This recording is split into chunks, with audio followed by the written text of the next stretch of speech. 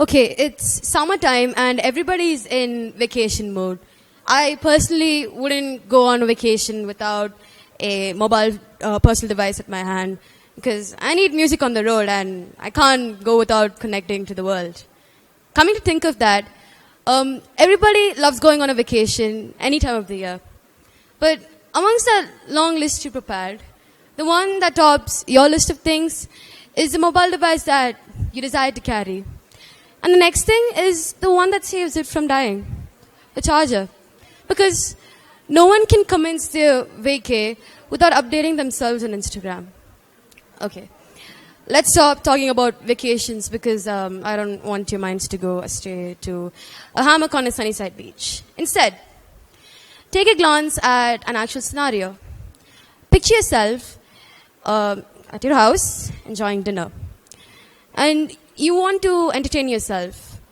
Could be someone from your family, a book, or a mobile device such as a tablet, a phone, or a laptop. But what sets apart the mobile device from the others? Almost everybody at the age of 13 gets their own mobile device. Probably because their parents would have given it to them for getting straight A's in their tests. Or that they would have begged them, thrown tantrums, and even threatened that they would leave the house if they aren't given one. But on every iOS and Android smartphone device, they have one thing in common. They help you connect to the outside world, learn new things, and it makes you feel happy and satisfied. However, is that healthy for you? Is it possible for you to go overboard? In my personal experiences, I was introduced to a desktop at a very young age.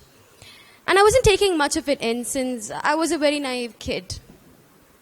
But as I grew older, my indulgence into the virtual world grew on me. And I started getting addicted to it. To a point that if anyone tries to pull me away from it, I would get aggressive. I would scream, procrastinate, and demanded for my phone to be brought back. Whilst this continued for many years, I started realizing that my behavior was worsening. My relationship with my family members had grown apart because I spent most of my family time watching YouTube and movies. I was mocked as a rude girl due to my aggression and stress levels, and that all had affected my studies. I had to reflect. What had led me to the situation?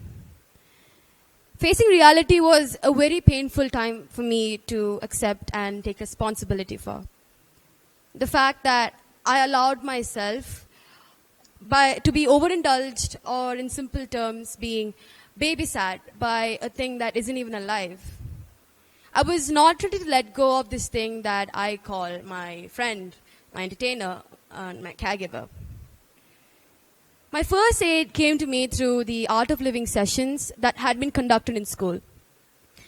I always like to frolic around, jump, get hyperactive, but I have to sit, stay still, cross my legs, and close my eyes. To be honest, after that one session, I felt peace for the very first time in my life. Several months after just that one session, I feel happy and satisfied without any of those mobile devices.